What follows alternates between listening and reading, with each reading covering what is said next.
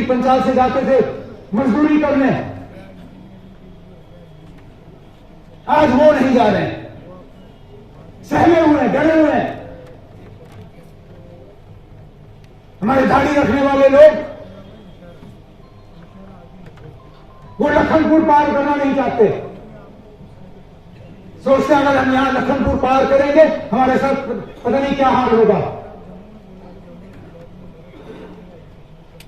हर चीज पे एक हमला। हम किस तरह अपने खुदा को याद करते हैं उस पे भी, हम किस तरह लोगों को मस्जिद में बुलाते हैं उस पे,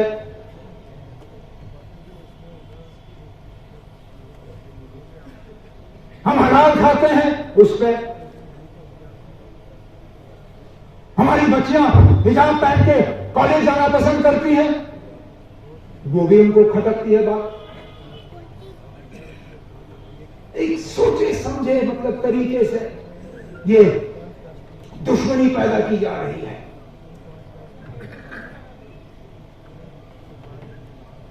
तो फिर तभी तो मैं इस बात का मजबूर होता हूं पूछने पर, जहां फिर 2019 5 अगस्त का इस रियासत को फायदा क्या हुआ? बीजेपी ने बेशक इस चीज को बाकी मुल्क में बेचा होगा, उनको सियासी फायदा जरूर हुआ होगा, लेकिन यहां के रहने वाले उनको इसका क्या फायदा मिला? अगर हम वहीं के वहीं होते जहां हमें छोड़ दिया होता, हम वो भी कबूल करते, लेकिन हम तो पीछे चले गए। जावेद ने डिवीजन की बात की। अरे जावेद साहब, मैं क्या डिवीजन की बात यहां करूं? हमें तो पहले अपना रियासत वापस मिले, तब हम बाकी चीजों पे बात करेंगे। हमें तो अपना रियासत वापस चाहिए।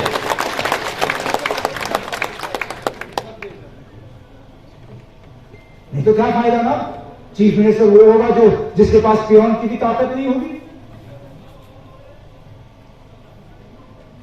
चीफ मिनिस्टर यहां से कहेगा कि मैं जी खिते पीर पंचाल को डिवीजन बना रहा हूं, राजभवन में गवर्नर कहेगा नहीं जी मैं इसको मंजूरी नहीं देता हूं, फिर क्या करोगे? तभी तो हम लड़ रहे हैं अपने हक के लिए, तभी तो हम कहते हैं ना कि हम इस लड़ाई को नहीं छोड़ेंगे, हम धमकी नहीं देते। खुदा ना खास्ता हम यहां के नौजवानों को यह नहीं कहते हम हल वाले हैं।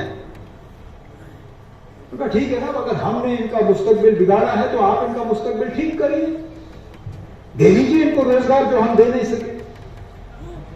वो दिन और ये दिन कहीं नहीं। हम इन दूर दराज इलाकों में भर्ती का काम करते थे, चाहे आरईटी टीचर, चाहे एनआरएचएम, दूर दराज पहाड़ियों पे हम डीजी को हेलीकॉप्टर में उतारते थे, वहां नौजवानों की लाइन लगती थी, कोई उनसे नहीं पूछता था मजहब क्या है तुम्हारा, जात क्या है तुम्हारा, तुम क्या हल के साथ चलते हो या हाथ के साथ चलते हो या कमर के साथ चलते हो। फीता निकलता था, कद छाती, अगर रेस में निकल जाते थे डीजी साहब का वहीं पे मोहर लगता था, वहीं पे उनकी भर्ती हो जाती थी, पुलिस में उनका दाखिल हो जाता था, हो जाता था वो। आज कहां है वो सब? कहां है वो सब? जिस तरक्की की बात हुई, कहा कि ये नेशनल वाले जो हैं इन्होंने डेवलपमेंट का पैसा खाया, अब हम आपको दिखाएंगे डेवलपमेंट। इंदिरा गांधी वज़ीर आज़म थी इस मुल्क की, इलेक्शन कैंपेन चल रहा था उस दौर पे, गुजरों को एसटी स्टेटस दिया गया। फारूक साहब वज़ीर आला थे जम्मू कश्मीर के,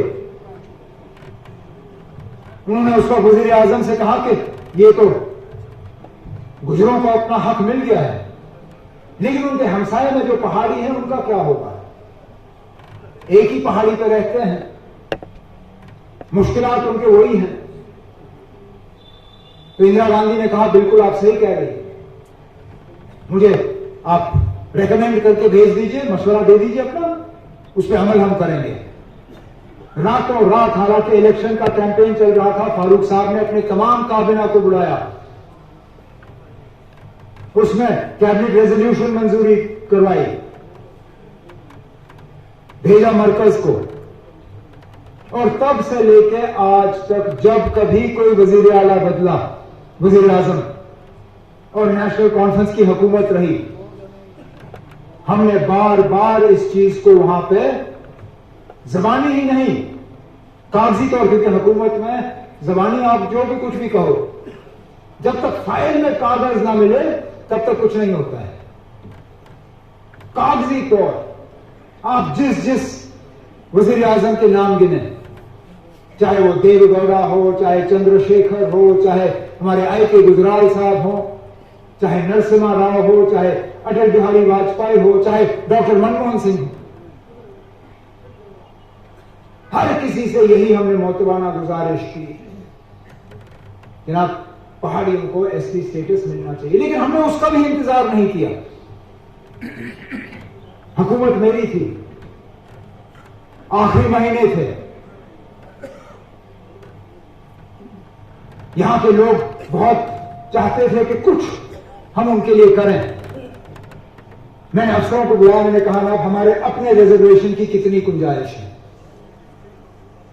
उन्होंने कहा कि सुप्रीम कोर्ट का एक बंदिश है, आप 5% से ज्यादा दे नहीं सकते हो। मैंने कहा ठीक है ना, जब तक मरकज का 10% नहीं आता, कम से कम हम अपने तरफ से 5% का इनको रिजर्वेशन देके कुछ तो इनके लिए शुरू करें। जो आज कमल का फूल लेके नाच रहे हैं, जो पहाड़ियों को कह रहे हैं कि अब हम आपके लिए कुछ करेंगे, के लिए करें। मैंने अफसरों को बुलाया, मैंने कहा ना हमारे अपने रिजर्वेशन की कितनी गुंजाइश है। उन्होंने कहा कि सुप्रीम कोर्ट का एक बंदिश है, आप 5% से ज्यादा दे नहीं सकते हो। मैंने कहा ठीक है ना, जब तक मरकज का 10% नहीं आता, कम से कम हम अपने तरफ से 5% का इनको रिजर्वेशन देके कुछ तो इनके लिए शुरू करें। जो आज कमल का फूल लेके नाच रहे हैं, जो पहाड़ियों को कह रहे हैं कि अब हम आपके लिए कुछ करेंगे, बस आप देखो कुछ होगा। मैं उनसे पूछता हूं, 2016 में तो आपकी हुकूमत बनी थी, तब क्यों नहीं किया? जब कमल और कलम दोनों एक साथ थे तब करते।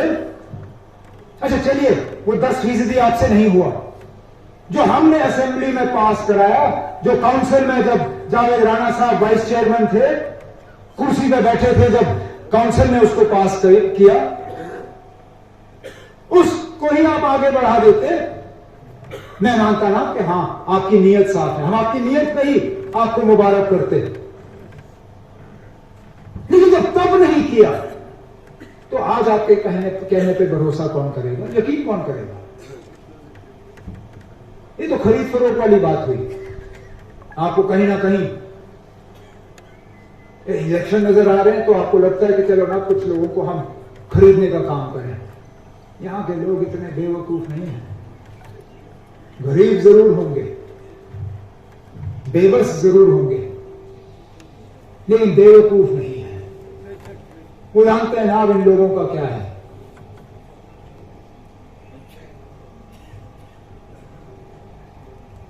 – 2018 से इन लोगों का कमांड है यहां पे। कौन सी बेहतरी आई हमारे लिए? 5 अगस्त 2019 हमने देखा, उस वक्त बड़ी बड़ी बातें हुई। हमारे नौजवानों को कहा गया था कि बस अब आप देखो कितना बदलेगा आपके लिए एक नया जम्मू कश्मीर। कहते थे कि इन नौजवानों की तरक्की के रास्ते में रुकावट हम हल वाले हैं। तो ठीक है ना, अगर हमने इनका मुस्तकबिल बिगाड़ा है तो आप इनका मुस्तकबिल ठीक करिए, दे दीजिए इनको रोजगार जो हम दे नहीं सके।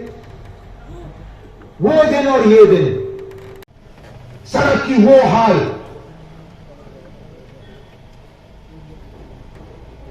4-6 किलोमीटर तो इन्होंने लुक डाला होगा, बाकी कहां सड़क कहां खड पता ही नहीं।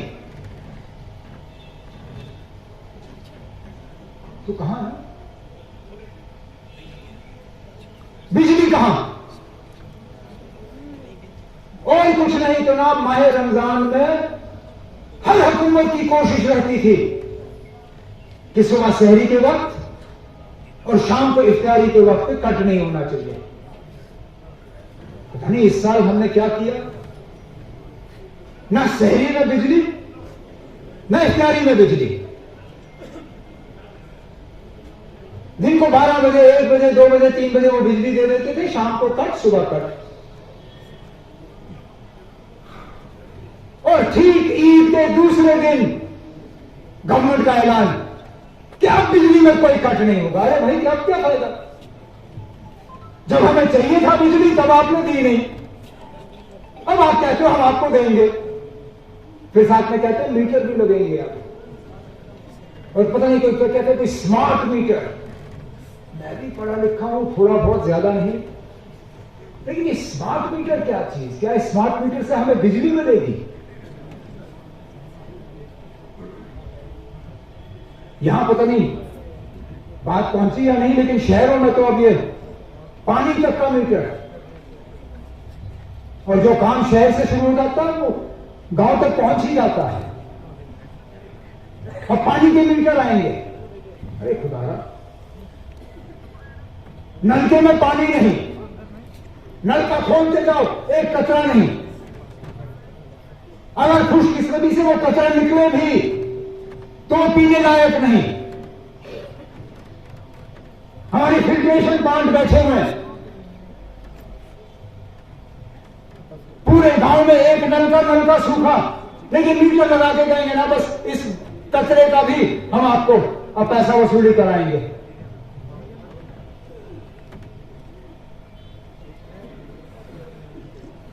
जमहूरियत कहीं नहीं, तरक्की कहीं नहीं, रोजगार कहीं नहीं, अमन कहीं नहीं। हमारे जो लोग पीर पंचाल से जाते थे मजदूरी करने, आज वो नहीं जा रहे हैं, सहमे हुए हैं, डरे हुए हैं। हमारे दाढ़ी रखने वाले लोग को एडजस्ट करना था, पहाड़ी बोर्ड का वाइस चेयरमैन बनाया। आज मैं मजबूर होता हूं पूछने पर, बताइए ना, अगर हम बुनियादी तौर पहाड़ियों के खिलाफ हैं, मिनिस्टर क्यों बने आप? नहीं बनना चाहिए था। उस वक्त कहते अब आप लोग पहाड़ियों के खिलाफ हो, मैं मिनिस्टर नहीं बनूंगा। मैं मानता, चलिए देर आए दुरुस्त आए। हो सकता है 2002 जब फारूक साहब की हुकूमत गई और 2009 जब मैंने कमान संभाला, शायद हमारी सोच में कुछ बदलाव आया होगा। जब 2009 में पहाड़ी बोर्ड के वाइस चेयरमैन के पोजीशन पे, उस वक्त कह देते नहीं ना आप लोग पहाड़ियों के खिलाफ हो, मैं इस ओहदे पे नहीं बैठूंगा। उस वक्त भी सारा ठीक था। अरे जनाब, छोड़ने से 3 दिन पहले अपने ही गरीब खाने जम्मू में जनाब फारूक अब्दुल्ला साहब को तो नाश्ता खिलाया। 3 दिन पहले जिस फारूक अब्दुल्ला साहब की आज वो मुखालफत करते हैं, उस फारूक अब्दुल्ला को नाश्ता खिलाया। अब क्या 3 दिन में हम अचानक पहाड़ियों के दुश्मन बन गए? जितना हमसे हो सका हमने किया। मैंने कल सुरनकोट में लोगों को याद दिलाया, क्योंकि वो बात मुझे अच्छी तरह से याद है। पहली मर्तबा मैं सुरनकोट आया था, पहला प्रोग्राम था मेरा 2002 में। मैंने उस वक्त अपनी पहली तकरीर में कहा कि गुजरों को अपना हक मिल गया है, बड़ी अच्छी बात है। अब हम चाहते हैं कि पहाड़ियों को उनका हक मिले। मैंने कहा कि गुजरों की थाली में हमने कुछ डाला है, अब पहाड़ियों की थाली में डालना जरूरी है, लेकिन मैंने ये तक कहा, मैंने कहा कि पहाड़ियों की थाली में डालने के लिए गुजरों की थाली में छेद करना यह मुनासिब नहीं है, ये कहा मैंने। तब से लेके आज तक मैं उस बात पे कायम हूं कि एक कौम के साथ इंसाफ तो दूसरे कौम को भी इंसाफ का हक जो है वो है। नाम नहीं लिए, एक का नाम लूंगा, किसी को छोड़ूंगा, बुरा लगेगा और वक्त की किल्लत भी है। काफी वक्त के बाद आज दोबारा मेंढर इस तरह आने का मुझे मौका हासिल हुआ है। पिछले दौरे और इस दौरे के दरमियान बहुत कुछ बदला। यहां तक कि जम्मू कश्मीर का नक्शा वो नक्शा नहीं रहा। जब मैं पिछली बार आया था हम एक रियासत थे, अब हम रियासत भी नहीं रहे। हमारा अपना आईन था,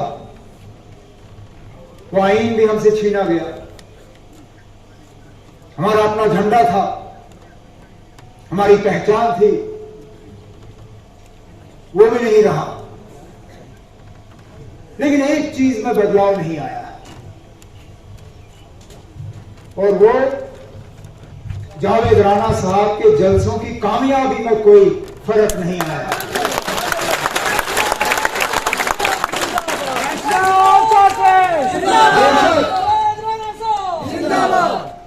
बाकी सारा कुछ उथल पुथल हुआ।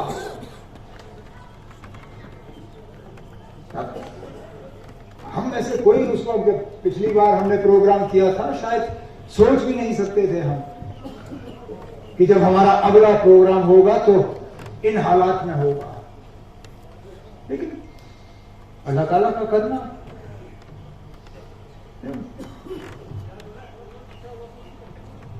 ये हमारे मुकद्दर में था।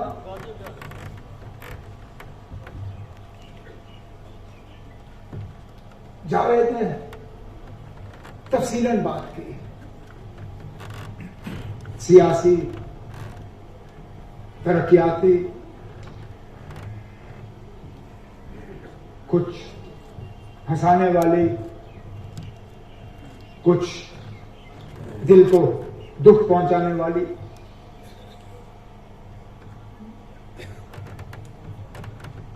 मैं कहां से शुरू करूं समझ में नहीं आता।